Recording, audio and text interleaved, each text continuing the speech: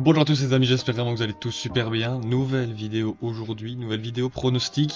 Le classique en vue ce week-end, le dimanche à 20h45. Marseille vs le Paris Saint-Germain.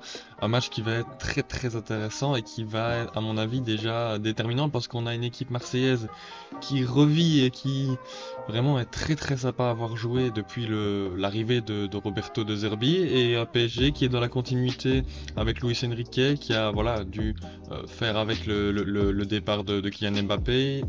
Il y a des petites difficultés comme on voit en Ligue des Champions. Est-ce que ils vont arriver à venir s'imposer à Marseille? C'est vrai que bon, sur les dernières années, c'est plus les Parisiens qui ressortaient vainqueurs des classiques, donc est-ce que ce sera encore le cas ou vraiment il y a eu un changement côté marseillais et il y aura finalement un changement au niveau du score à l'issue de ce match? C'est la question à laquelle on va essayer de répondre dans cette vidéo, donc voilà, franchement n'hésitez pas à liker et à vous abonner si la vidéo vous plaît. Nous on est parti maintenant, let's go. Donc comme j'ai dit, le dimanche 27 octobre à 20h45. C'est un match qui conclut un très gros week-end foot. Il y aura samedi à 21h FC Barcelone Real de Madrid, ou à l'inverse c'est Real Barça. On a aussi le dimanche Arsenal Liverpool et Juventus Inter. On a vraiment un très gros week-end foot, donc ça c'est vraiment très sympa. 4 matchs en 2 jours. Il va falloir être très attentif, mais voilà, donc ce match là va clôturer ce gros week-end foot. Et donc on est parti maintenant pour voir un petit peu les dernières actualités. On va commencer avec Marseille évidemment parce qu'ils reçoivent ce match au Vélodrome. C'est parti. Donc voilà, les Marseillais ils sont 3e pour le moment avec 17 points, seulement 3 points de retard sur les deux premiers qui sont évidemment le Paris Saint-Germain et l'AS Monaco.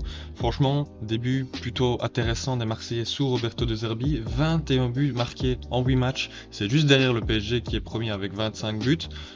C'est pas mal, franchement, il y a beaucoup de buts qui sont marqués, il y a vraiment une nouvelle identité qui est en train de se créer, mais maintenant attention, il faut pas trop non plus s'emballer, il faut quand même encore que De Zerbi arrive et implante vraiment cette dynamique et cette nouvelle ADN qu'il essaye de mettre en place. Ça va prendre encore un petit peu de temps je pense. Maintenant les 8 premiers matchs sont quand même assez convaincants, surtout offensivement il y a quand même pas mal de belles réussites, notamment Luis Enrique, le Brésilien qui est revenu et enfin qui est définitivement fait partie du projet à 100%. Il a déjà marqué 4 buts et délivré 3 assists, donc on sent aussi que c'est quelqu'un qui a repris confiance sous Roberto De Zerbi. Et puis il y a eu pas mal de transferts très intéressants. Adrien Rabiot qui est arrivé libre, l'ancien joueur du PSG par exemple, qui à mon avis sera titulaire lors de ce match. Eli Wahi, l'avant-centre de Lens, Greenwood de Manchester United, Højbjerg en prêt de Tottenham qui lui est absolument prodigieux depuis son arrivée à Marseille, capitaine de cette équipe maintenant même à l'absence de, enfin encore Rongier est sur le banc. C'est quelque chose qui fait beaucoup de bien à Marseille. Franchement, ça c'est sûr et certain. Il y a quelque chose qui est en train de se passer côté marseillais. Maintenant, il va falloir conclure avec un très bon résultat face au PSG. En tout cas, je l'espère pour eux parce que il y a quelque chose qui se passe. Il y a quelque chose qui se passe. Comme j'ai dit aussi, pas mal de transferts aussi au niveau défensif. Rouli qui est arrivé en tant que gardien, qui fait un début de saison assez extraordinaire. Il a déjà sauvé, je crois, 2 pénaltys. Il y a aussi Lilian Brassé qui est arrivé, Bamo Meite, Cornelius de Malmo. Cornelius qui est plutôt intéressant. Côté blessure, c'est vrai qu'il y a peut-être la petite blessure de Quentin Merlin qui peut être un peu dérangeante, mais ça va. On a en backup, on a Ulysse Garcia qui est plutôt bon aussi, qui fait son travail sans problème. On a Murillo aussi, défenseur droit, lui j'aime beaucoup Murillo, franchement il fait du très bon travail et ça permet en plus à Rongier quand il est là de ne pas être obligé de jouer sur ce flanc droit. Donc voilà, c'est plutôt intéressant. Et moi c'est surtout le milieu de terrain qui me dit que franchement il y a quelque chose qui s'est passé cette saison. Højbjerg, Kondogbia, Adrien Rabiot, Ismaël Koné, Rongier, Bilal Nadir, Carboni malheureusement qui s'est blessé, Amin Harit. On a quand même du très beau monde côté marseillais au milieu de terrain. Harit qui fait un début de saison très intéressant, je crois qu'il est déjà à 4 assists si je ne dis pas de bêtises. Voilà, il est déjà à 4 assists, donc c'est quand même pas mal, il est à 2 buts. Voilà, c'est franchement des attaquants qui sont prolifiques et qui sont efficaces. Et en attaque aussi, il y a du très beau monde. Jonathan Rowe qui est arrivé de Norwich et qui a déjà marqué 2 buts, notamment un très beau face à Lyon. Je pense que tout le monde se rappelle à la dernière minute où voilà, il sauve un peu les Marseillais au Groupama Stadium. Greenwood qui, voilà, on voit qu'il n'a pas le niveau entre guillemets pour la Ligue 1. Voilà, c'est un niveau au-dessus. Il a déjà 6 buts. C'est quand même déjà pas mal. Il y a Eli Wahi, il y a Neil Maupay aussi qui est arrivé.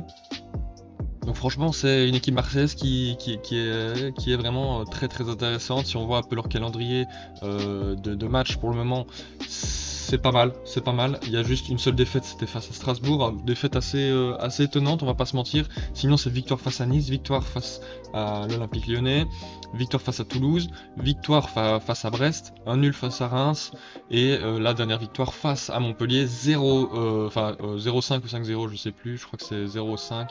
Ouais, c'est 0-5. Donc aussi à l'extérieur, ils sont plutôt intéressants cette saison. Maintenant, là, le match, ce sera au Vélodrome. C'est où l'habitude, ils ont le plus de mal. Bizarrement, la saison passée, par exemple, c'est où ils avaient fait les moins bons résultats, c'était à domicile. On espère que ça va changer parce que face au Paris Saint-Germain, il va falloir que ça change. Il va falloir retrouver cette efficacité à la maison, au Vélodrome. En plus de ça, les supporters vont aider très très grandement, je pense, dans ce match. Donc va falloir y aller. On va faire après quand je serai passé au PSG, bah voilà, un tour de la composition possible et probable lors de ce match. Mais voilà, je pense qu'on a tout dit côté marseillais. On a évoqué les blessures. Ça va, ils ont pas été trop touchés. Il y a juste allez, le Camerounais Moumania, pardon. Donc il y a juste Moumania, Carboni qui s'est blessé tout récemment et Quentin Malin. Donc franchement ça va, ils sont quand même un peu épargnés au niveau des blessures. Quelques arrivées aussi qui ont fait plaisir. Donc franchement, voilà, c'est un Marseille qui doit concrétiser son bon début de saison et ça passe avec une victoire face au plus gros rival finalement de Ligue 1, c'est évidemment le Paris Saint-Germain. Le Paris Saint-Germain, eux, qui sont un peu dans la tourmente, notamment en Ligue des Champions.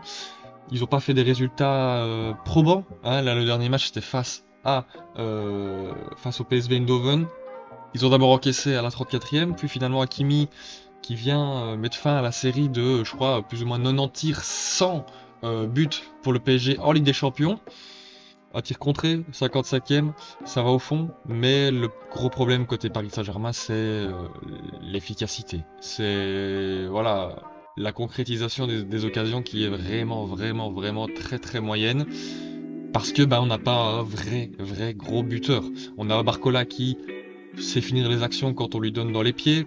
Un Dembélé qui lui malheureusement ne sait pas finir les actions malgré encore une fois un petit espoir qu'on avait en ce début de saison parce qu'il avait marqué quelques buts.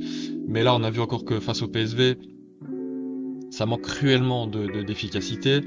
On a Asensio qui, pourquoi pas, peut apporter quelque chose, Kang In-lee aussi, mais il manque un vrai gros buteur. Et c'est ça aussi qui est malheureux côté PSG, c'est la blessure, je pense, de Gonzalo Ramos qui est pas tombé à pic parce que je pense qu'il aurait pu faire une grosse saison en étant titulaire, en l'absence évidemment de Kylian Mbappé. Les deux seuls buteurs de métier, c'est Kolo Muani et Gonzalo Ramos. Pour le moment, Kolo Muani ne joue quasiment jamais, il est encore une fois sur le bord, il a très peu de temps de jeu en ce début de saison sous Luis Enrique. Donc, Gonzalo Ramos, je trouve qu'il aurait eu vraiment sa carte à jouer. Malheureusement, blessure, je crois que encore quelques temps, ça va encore jusque novembre, là, selon Transfermarkt, jusque 15 novembre. À voir. Moi, je pense que ils prendront pas de risque de le reblesser. À mon avis, ils attendront peut-être la trêve hivernale. C'est possible. Après, à voir, mais voilà, c'est un effectif qui forcément a perdu au niveau offensif avec le départ de Kylian Mbappé, mais qui a, je trouve, quand même bien pris au niveau du milieu de terrain. L'arrivée de João Neves qui fait beaucoup de bien, parce que franchement c'est un joueur avec beaucoup de qualité. Franchement son duo, quand ils sont alignés tous les deux, João Neves, Vitinha, c'est très intéressant ce duo de Portugais. Franchement ouais, c'est plutôt intéressant et encore une fois c'est l'ADN, j'ai envie de dire, de Luis Enrique, c'est la conservation de ballon, le pressing haut, le contre-pressing quand on perd le ballon. On joue sereinement, le ballon au sol, etc. Mais là, ce qui pêche vraiment, c'est même pas la création qui était le problème de la saison passée. c'est vraiment la finition. C'est vraiment la finition. Alors est-ce qu'ils doivent se jeter sur un attaquant lors du mercato hivernal? Ça va dépendre aussi du retour de Gonzalo Ramos, comment est-ce qu'il va s'effectuer, et puis si Kolo Muani arrive enfin à se montrer efficace avec le PSG quand il a du temps de jeu. Bon, pour le moment, au niveau de la Ligue 1, ça va. Enfin, ça va quoi. Ils sont pas non plus à plaindre. 20 points en 8 matchs, 6 victoires, 2 nuls. Ça va, ça reste très très bien. La meilleure attaque du championnat avec 25 buts. Quand même 8 buts concédés, c'est quand même pas rien. Hein, ça va encore. Mais il y a deux équipes quand même qui font mieux, hein, Monaco et Lens. Maintenant, par rapport au nombre de buts marqués, bon, je pense qu'ils ont beaucoup plus de... Il y a une plus grosse différence en tout cas.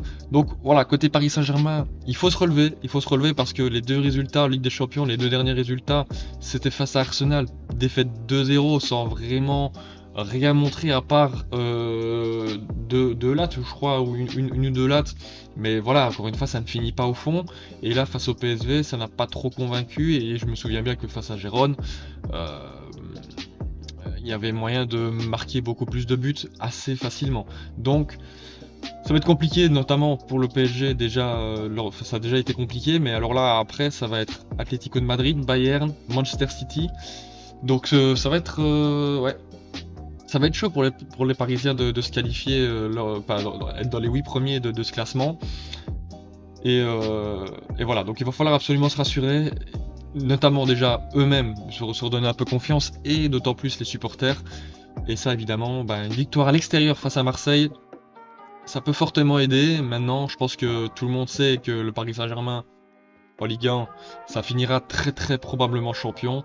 Les résultats qu'attendent les supporters, c'est évidemment Ligue des Champions. Donc j'ai envie de dire que la Ligue 1 c'est un minimum pour eux. Maintenant, voilà, il faut quand même le faire, et s'ils sont pas en confiance, ça reste compliqué. Donc il faut voir un petit peu comment est-ce qu'ils vont aborder ce match. Je pense que quand même, Luis Enrique va laisser son 11 de base avec Mendes, Pacho, Marquinhos, Hakimi en charnière centrale, ça bougera pas. Donnarumma dans les goals évidemment. Le milieu, Neves, Ruiz, Zaïre Emery. Peut-être que du coup il y aura Vitinha, j'ai juste oublié de changer les remplaçants, mais à mon avis Vitinha sera possiblement prétendant à être titulaire dans le milieu de terrain, à la place peut-être d'un Fabien Ruiz qui, malgré un Euro exceptionnel, n'arrive pas à convaincre quand il est titulaire au Paris Saint-Germain.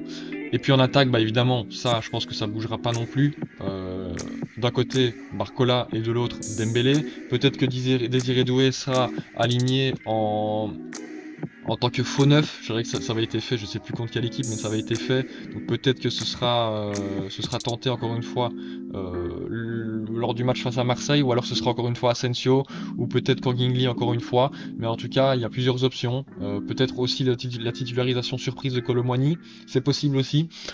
Mais en tout cas, je pense que ils n'ont pas à changer de plan de jeu, même si c'est face à Marseille à l'extérieur. Les Marseillais, eux, doivent absolument être peut-être un peu plus serein, ballon au pied, surtout dans le secteur défensif.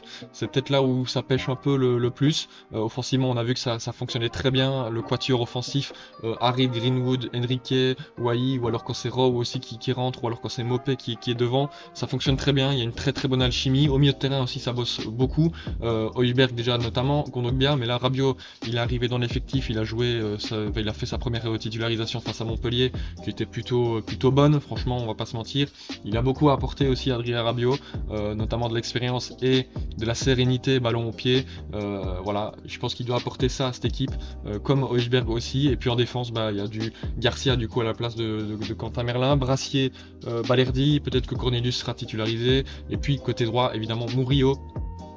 Et en goal, évidemment, Rolly qui fait un début de saison assez extraordinaire. Donc voilà, pour les deux compositions, je pense que ce sera la composition probable pour les deux équipes. Ça m'étonnerait qu'il y ait de gros changements. Peut-être juste l'interrogation, ce sera devant pour le PSG. Est-ce que ce sera Désiré Doué, est-ce que ce sera Asensio, est-ce que ce sera Kolo Muani, ou est-ce que ce sera Kangin Lee? Voilà, ça va être un peu le choix du coach. Et puis, à mon avis, Vitinha, lui, sera titulaire à la place de Fabien Ruiz parce que il n'a pas fait un grand match face au PSV, donc peut-être que on aura le retour de ce trio-là au milieu de terrain, Fabien Ruiz, Neves et Vitinha. Forcément, la grosse bataille de ce match, ce sera surtout au milieu de terrain, on va pas se mentir, parce que là, Rabiot, Højbjerg face à Neves, Vitinha, Zaïre Emery. Le physique face à la technique, hein, je pense que c'est clair qui va l'emporter. Ça va jouer au Vélodrome, ça va être chaud pour les deux équipes. Maintenant, les amis, on est parti pour mon pronostic et on va voir tout ça ensemble. C'est parti. Bon, alors, c'est maintenant la réponse à la question du début de vidéo. Mon pronostic pour ce match, juste avant, évidemment, encore une fois, les cotes de ce match. Marseille qui est à domicile, qui est pas le favori. En même temps, c'est le PSG en face. 3,75 pour Marseille, le nul à 3,60 et les Parisiens à 1,95. Cote quand même assez intéressante à jouer pour les Parisiens parce que quasiment 2 en étant à l'extérieur. C'est pas mal. Après, à voir parce que forcément ça va être un match avec beaucoup d'intensité. Ça va, à mon avis, partir au quart de tour. On sait bien évidemment la rivalité historique entre ces deux clubs. Ça part souvent en live, ça part souvent en petit échauffourée, à voir comment ça va se passer aussi. Mais en tout cas, moi je pense quand même que le Paris Saint-Germain devrait gagner ce match. Alors, je n'exclus absolument pas une victoire de Marseille parce que franchement, je crois au projet de Marseille qui est vraiment très intéressant. Peut-être que cette confrontation vient un peu tôt pour les Marseillais parce que je trouve qu'il y a encore peut-être mieux et il y a encore du potentiel à exploiter sous Roberto De Zerbi, donc forcément peut-être qu'ils sont pas à 100% de leur capacité avec ce nouveau coach, alors qu'à Paris Saint-Germain, voilà, ils sont eux maintenant sur la deuxième saison avec Lucho, Luis Enrique. Ils connaissent maintenant à peu près tout ce qu'il faut, il y a un très bon pressing contre pressing, c'est vraiment juste devant que ça pêche côté parisien. Peut-être que c'est le bon moment aussi de les avoir, étant donné qu'ils ont un petit manque de confiance et un manque de résultats en Ligue des Champions, c'est possible aussi, mais en tout cas moi je vois quand même une victoire des Parisiens. Je pense que le pressing et le contre-pressing va faire beaucoup de mal à la défense marseillaise quand ils auront le ballon, et puis même quand ils ont le ballon, le Paris Saint-Germain, c'est quand même assez compliqué d'aller les chercher, surtout dans ce milieu de terrain, avec beaucoup de qualité technique. Donc voilà, je les vois quand même gagnants. Buteur, je mets Barcola et Vitinha côté parisien, et puis côté marseillais, évidemment, Greenwood qui a fort à prouver forcément, parce que c'est le meilleur joueur peut-être de cette équipe marseillaise de qualité intrinsèque et pure, donc forcément dans les grands matchs il doit être là. Ça c'est un gros match de Ligue 1, il doit être absolument présent, il doit absolument marquer, donc voilà, je mets buteur Greenwood. Donc voilà les amis, j'espère vraiment que vous avez kiffé la vidéo. Si c'est le cas, n'hésitez vraiment pas à liker et à vous abonner, n'hésitez pas à me dire évidemment en commentaire votre pronostic pour ce classique, le premier classique de la saison, qui va être à mon avis déjà déterminant pour le reste de la saison. Donc voilà, j'espère vraiment que vous avez kiffé. Les amis, on se retrouve demain pour la vidéo, évidemment, du Ballon d'Or. Hein, petite pause dans les vidéos ici pour le Ballon d'Or parce que ce sera lundi que le prochain Ballon d'Or sera sacré. Donc la vidéo sortira samedi, à mon avis, dans la fin d'après-midi, soirée, tout simplement. Donc voilà, j'espère vraiment que vous allez kiffer. C'était Melchior, les amis. Je vous dis du coup à demain pour une nouvelle vidéo. Ciao, ciao.